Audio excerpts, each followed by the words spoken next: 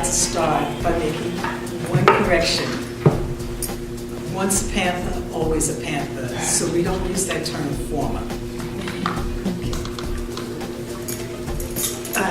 Like I said, I joined the party in 1969. I was 18 years old. But what I'd like to ask, how many of you ate breakfast in school?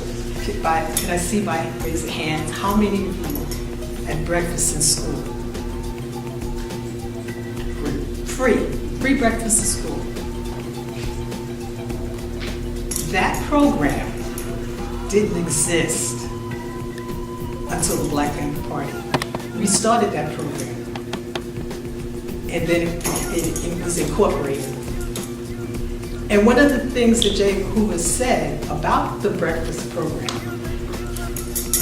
that it wasn't the gun, but that program that made the Black Panther Party was a danger to the security of this country. And why? Because we fed children and we also educated children about their history. Because you just didn't come to the Black Panther Party office just to eat. We gave you knowledge as well and books to read about you. And that was very important. And the other thing about that program that was so important is the American Indian movement. They established a breakfast program for their children. The Young Lords, the Puerto Rican group, established the breakfast program for their children. The Young Patriots, white group, established a program. They were the Hillbillies. And all of these programs that were established by young people, your age, but they wanted to make a difference. That's what the Black Panther Party represents. And when they talk about the Black Panther Party, normally, the first thing that you see is the gun and Huey and Bobby standing with the gun. But by 1970, there was over 10,000 Panthers across this country, from age 15 to 30. And most of them, women, sisters. So everything that a brother did within the party, women did the same thing. There was no discrimination within the Black Panther Party when it came to doing work for the people, because it was all about serving and serving the people from sun up to sundown with no money. The newspaper provided our funds, and those funds, and we were taught not to steal from the people.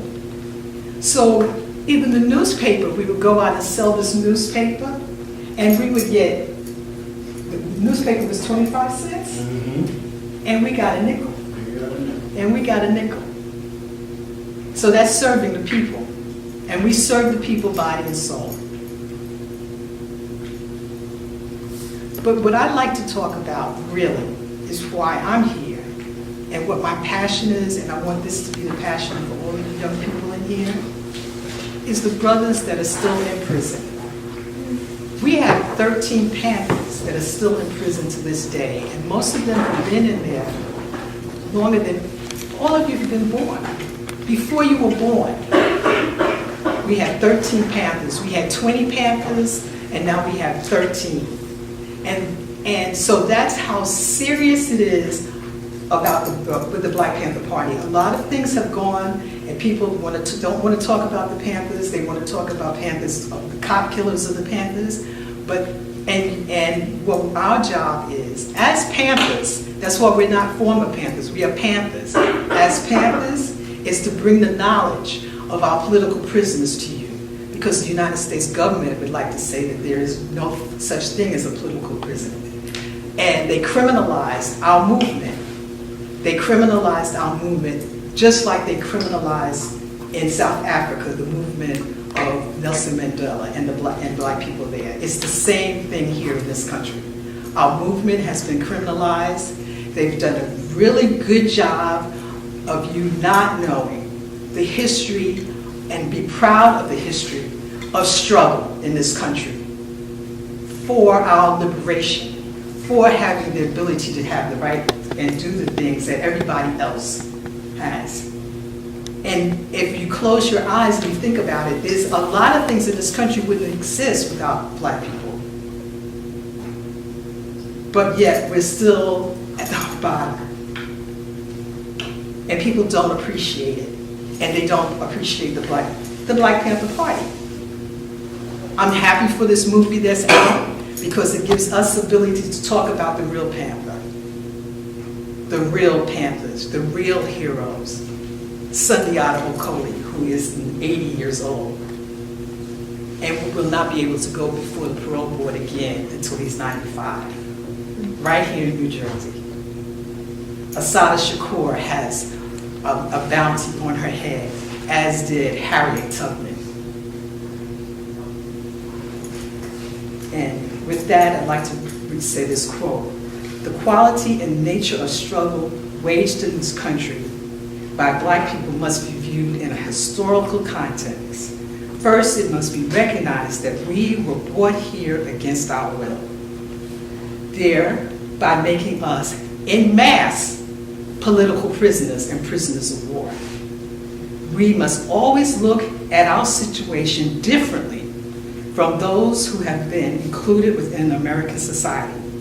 Ours has been a continuous struggle, starting with the capture, the Middle Passage, the slave revolts, and each successive generation of revolutionaries. The black freedom fighters who resisted militarily in the 60s, 70s, and 80s follow the same tradition as Harriet Tubman, did Mark Vesey, Nat Turner, and Malcolm X. Their struggle is similar to that of all peoples of this world, striving for human rights and self-determination. Part of our task now, and I'm talking about you, young people, is to have the international law and have the international community recognize and protect the just struggle of freedom fighters within this country, the United States. And that was written by Dr. John Henry Clark. Thank you. We want full employment for our people. We want an end to the robbery by the white man of our black community. We want decent housing fit for the shelter of human beings. Number 5, we want education for our people that exposes the true nature of this decadent American society. We want education that teaches us our true history and our role in present day society. Now that's what got us in trouble with J. Edgar Hoover. J. Edgar Hoover, his whole idea was to stop the rise of a black messiah. And he convinced the government that this black messiah would unify black people and basically overthrow the government. And he said the Panthers was the one, but he also had cases against Martin Luther King, Harry Belafonte, Malcolm X, Muhammad Ali. Most of the progressive organizations fighting for civil rights and freedom were hit by this COINTELPRO program.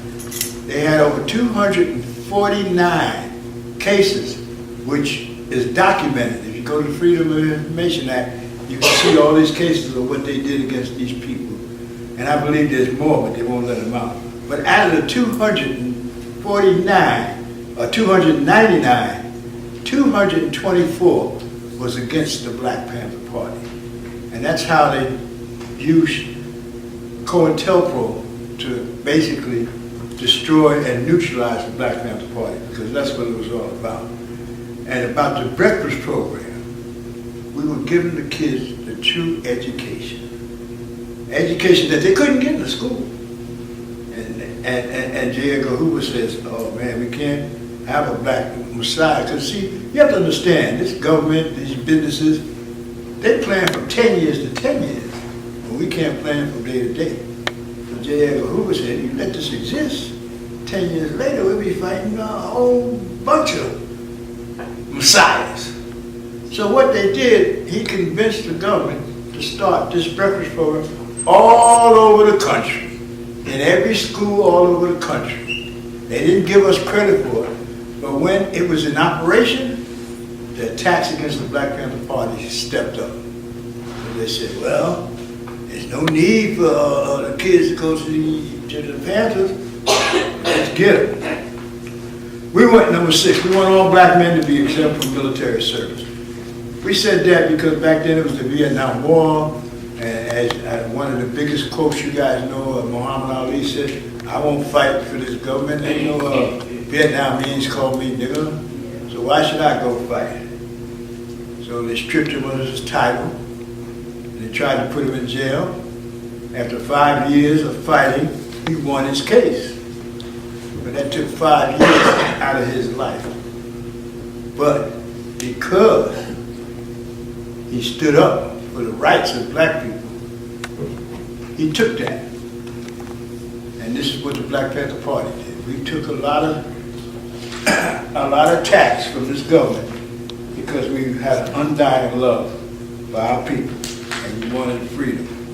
Number 7, we want an immediate end to police brutality and murder of black people. Is that relevant today? They still doing it. And that's what the whole conception, the misconception of the Black Panther Party, which was purposely misconstrued.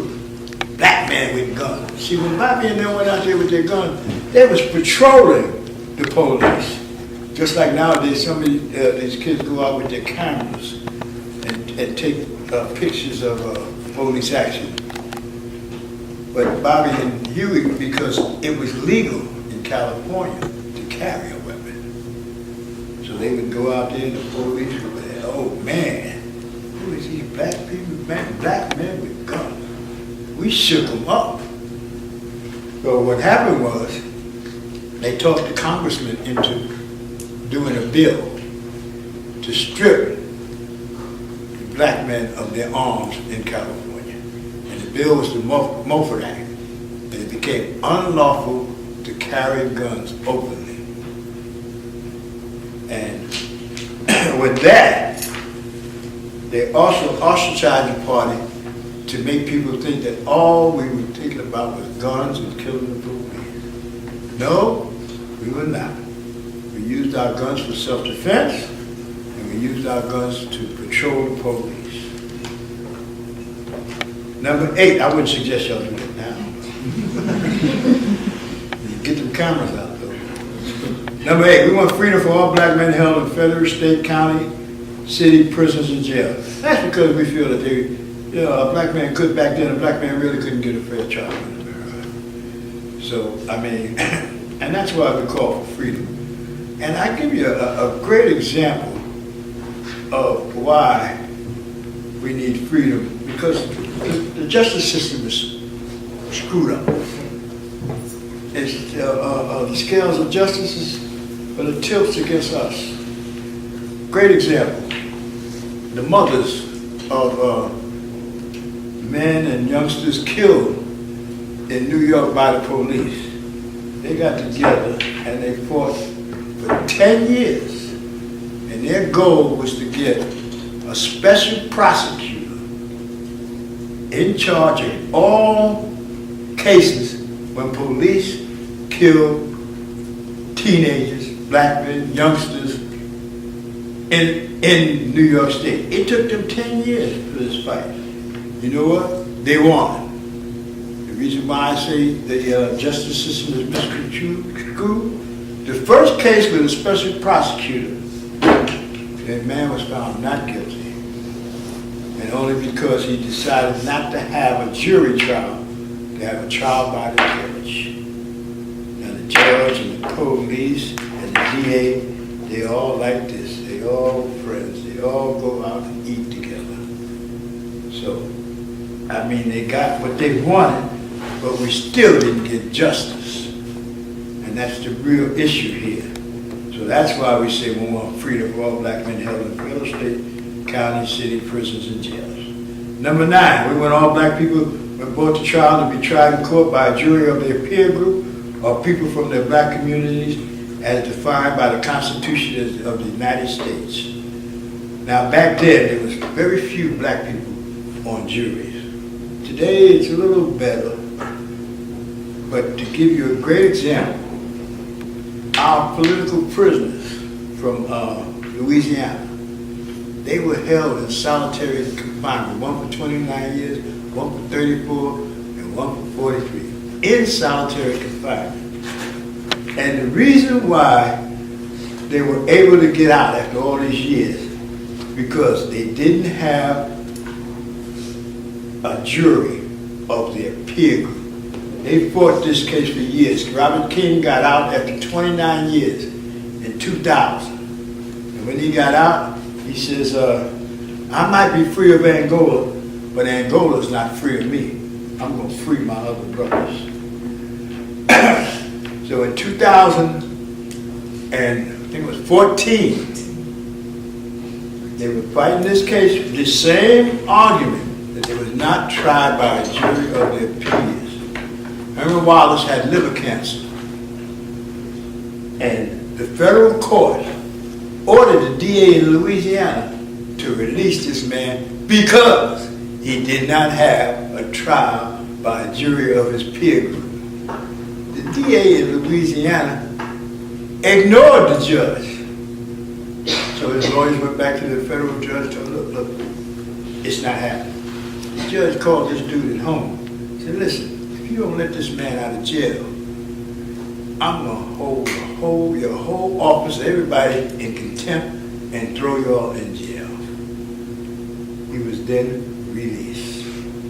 It was a bittersweet victory for us because Herman Wallace died 3 days later, but he was a free man. And one of the last things he said, he told us he was able to meet all his comrades from years he'd been in jail for 34 years. But people he knew back then were able to meet them. He was able to pass away 3 blocks from where he was raised, 2 blocks from the school that he went to. And when he was on his way out, he told everybody, he said, I'm great.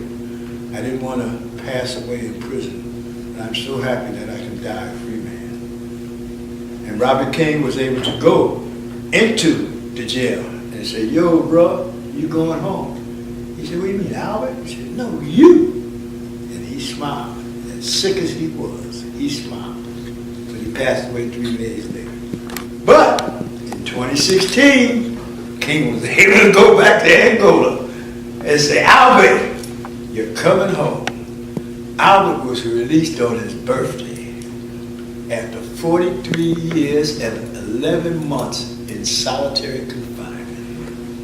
And I hear he'll be here sometime next couple of months. Yeah. He has a great story. I'm going to give you one of his stories. And when he says it, y'all hear, act like you just heard it for the first time, okay? 3 years before Albert was released, remember I told you they had the civil case against, because they was in solitary confinement, and which they knew they was going to win the case. And I guess the government knew they was going to win the case. So they came to him 3 years before he was going to be released and said, look, man, we'll release you if you drop the suit. We'll give you $1 million and you denounce Pantherism. That's what they call it in Louisiana, the principles of the Black Panther Party. He said, wow, $1 million is cool. The other thing is cool. But I would never, ever disavow my principles. Take him back to jail. He said, I see y'all. But 3 years later, he stood on his principle. 3 years later, he was released. I'm trusting y'all not going to say nothing when he tells you that story. We want land, bread, housing, education, clothing, justice, and peace. That's what everybody wants. And that's basically what the Black Panther Party was fighting for back in the day. And And all I want to know is, you guys think this program is relevant today? And if it is, we need to keep on fighting. I'm just gonna, this is the first book that's been written about the rank and file members of the Black Panther Party. Now I know you read books by Huey, Bobby, Kathleen, and Aldridge, you know, Kathleen's book is coming out. Oh, right, still? It's been coming out for 5 years. I thought it was out. It's coming. It's coming.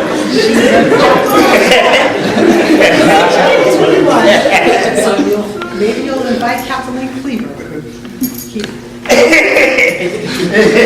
In any case, these are the people that made these people. Because without the rank and file, the black people wouldn't know about Huey, wouldn't know Bobby, the work wouldn't have got done. And this book is it's got about 8 or 9. We even got political prisoners in here that was visited while they was in jail, Herman Bell. And it's a very interesting book. I'm going to read you something from my page.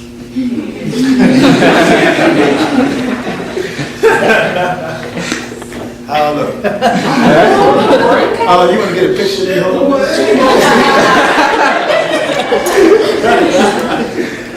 How about with my camera? Yes.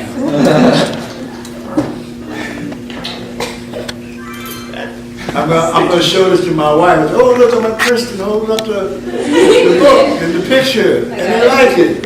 She hates this picture. That's why.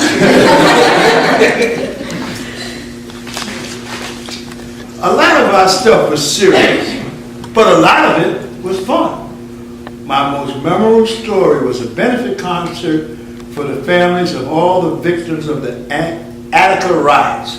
I don't know if you remember Attica. The government, a lot of the prisoners took over the prison. They had hostages. They were negotiating, and Governor Rockefeller sent in the National Guard, and they just killed up everybody. They killed like Guards, hostages, everybody. Everybody, they didn't care. So this benefit was at the Apollo Theater. It's all the big time entertainers. And it was raising money for the families of the victims of the Attica riots. John Lennon, you name them, they were there. Aretha Franklin, Don Colvey, the Staples Singers, you name them, they were there, standing for the Angola, the Attica families. We got a call from Huey Newton. John Lennon, how many knew who John Lennon was? The Beatles? But all right, at least they know that history. So, John Lennon was going to Harlem to the Apollo, and he wanted some Panthers to escort him. But I mean, you know, John Lennon, white boy from England, I mean, he's an activist, but he's going to Harlem. He's going to get some Panthers, so nobody mess with me.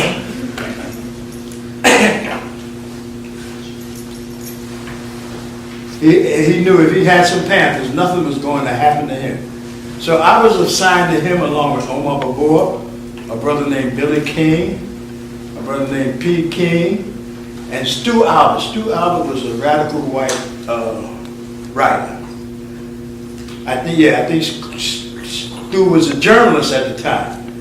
And he was the one that made the initial contact between Lennon and Huey and the Panthers and us. Now, the whole idea was Huey told John, I said, look, I'll send you some Panthers, but you have to get me Aretha Franklin's phone number because I wanted to do a benefit concert for us. So John said, sure. John Lennon was living on Bank Street in the Village. We walked in and he was in the basement playing his guitar. He was playing Imagine All the People. Imagine all the people in the world. That was his first album he was playing after he left the Beatles. I don't know if you heard it. Imagine all the people in the world. You know, I know you know that one.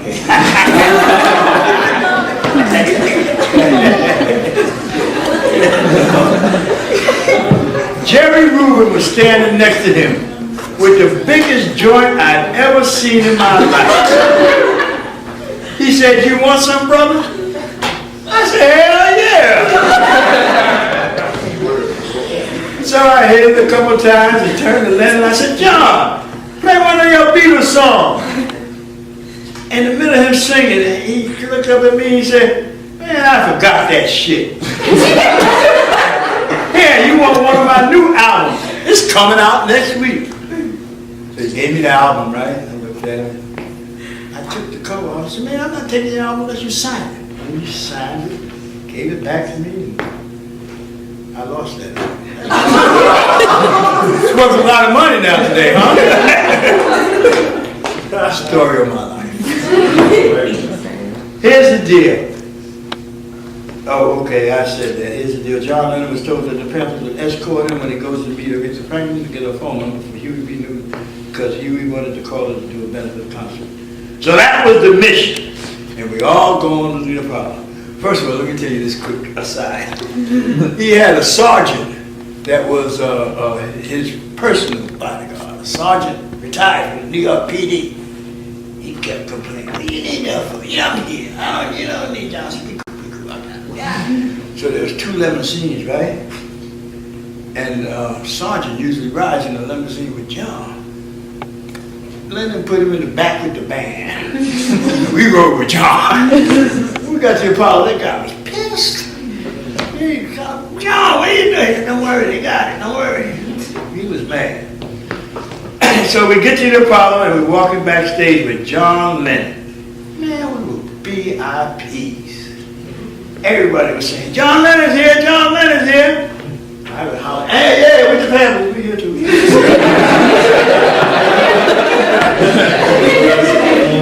They stuck their heads out the dressing room. Come in, John, have a drink here, have a drink here. Don Covey stopped them on the floor and they started playing Eleanor Rigby. John banging on the guitar and playing it, and Don Covey banging on the stage, Eleanor Rigby. So Don Covey said, yeah, we ought to record that. John Lennon said, sure. It was a great impromptu concert between 2 of the greatest stars that I know on the stage, man. Wow. Finally, we get to Aretha Justin's room. She said, oh, let me, before we go there, we got to the Staples Singer's room. Yeah. Respect yourself. Yeah, exactly. He knows. And we got there, right? They offered us drinks and stuff, and we talked. You, young people, it's your time. And your time is the same as it was for us. We were 18, 19, 20, 21, and some of these very same conditions were happening. And I see you guys being us.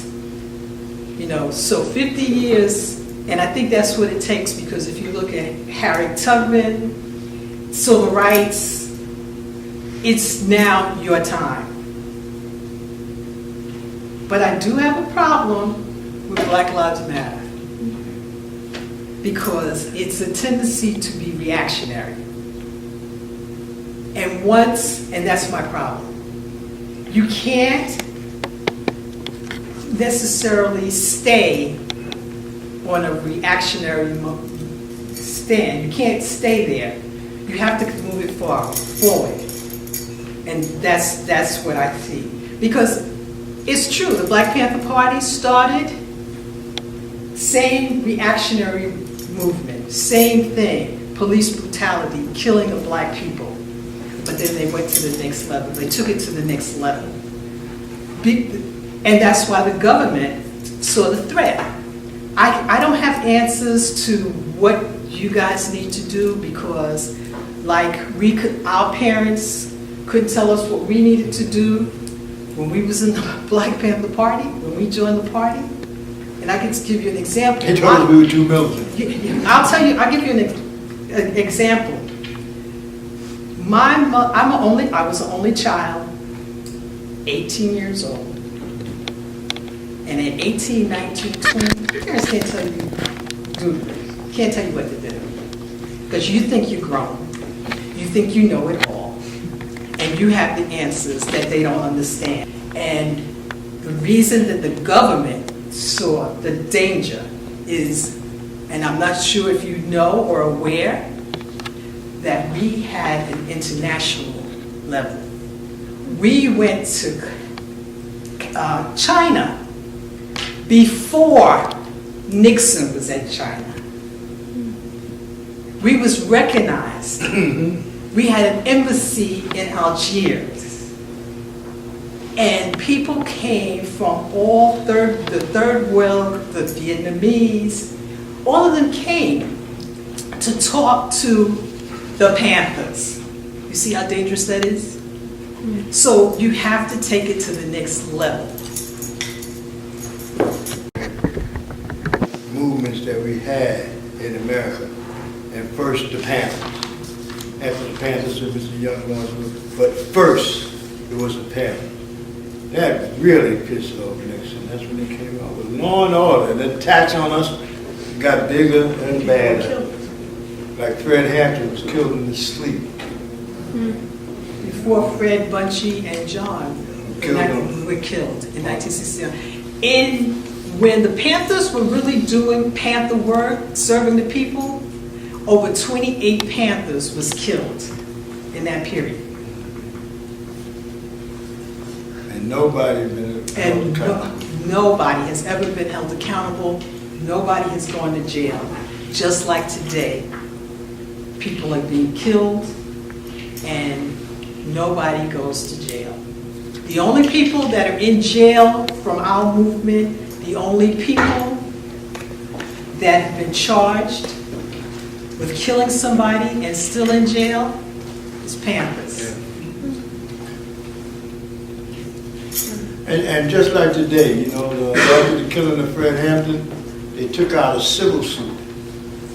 And all the survivors, after 10 years, won the civil suit, and they was paid off with money. So it's just like today, the parents of the kids that get killed get paid off. You know, who was that? Eric Gardner's family got paid off. Everyone. Trayvon Martin got paid off. But what happened in Chicago, Steve, and this is what you have to take and start doing. What happened in Chicago was that all the black people got together and they registered people to vote, and they voted out the attorney general, the mayor. They voted them out. They used their political action and their political power. And this is part of what Black Lives Matter has to start looking at. Because if you understand the Black Panther Party was a political party. We got deviated by COINTELPRO. You know, as a political party here in New York, I myself got petition signed for Shirley Chisholm when she ran for president, the first black person to run for president. Shirley Chisholm. So as a political party, that's what we was doing. And this is what you guys got to look at. You know, get people in office that think like you, that's going to help you, like Ras Baraka over there in Jersey, Newark, or Charles Barron, a former Panther in Brooklyn, New York, a state assemblyman. Chokwe Lumumba's son in Atlanta. But Chuck in Mississippi, in Jackson, Mississippi. He's the mayor. He's the mayor, but Chokwe, the father, was the mayor. Right. But that's what you have to do. You have to use, it's like Malcolm said, it's the vote of the ballot, and you have to use the ballot. Use the ballot, and that's a way, and that's revolutionary struggle, that's revolution, using the ballot, you know. And I give you a great example. I was at another panel, and this question came up, and the brother said, the problem that I have, you know, like, okay, Trayvon's one mother. I mean, she supported Hillary Clinton. It was worldwide news. That was all over the news. Oh, Trayvon Martin's mother supported Hillary Clinton, blah, blah, blah, blah, blah, blah, blah.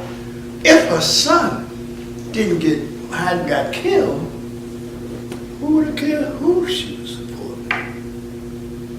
So the idea is for the Black Lives Matter to go into the community and catch these parents before their teenage son is being shot or killed. Because most of the time it's a reaction to what happened instead of preventing it. You need to be in the community talking to people, getting them together and prevent some of that violence. And incidentally, a point when the Panthers were out there, and I want you to look this up, how many people were being killed by police? That's right. And another thing I want to add about our political prisoners. Remember 9/11 when they bombed the World Trade Center, the towers? Every Black Panther political prisoner was put in solitary confinement. They're not from Arabia, they're Black Panthers. They've been in jail for about 10 years before that. What did they know? What could they have done? But because of the vindictiveness against the party and the Panthers, and they don't want people to really know what we stood for, they was locked down until they found out who actually knocked down the Trade Center.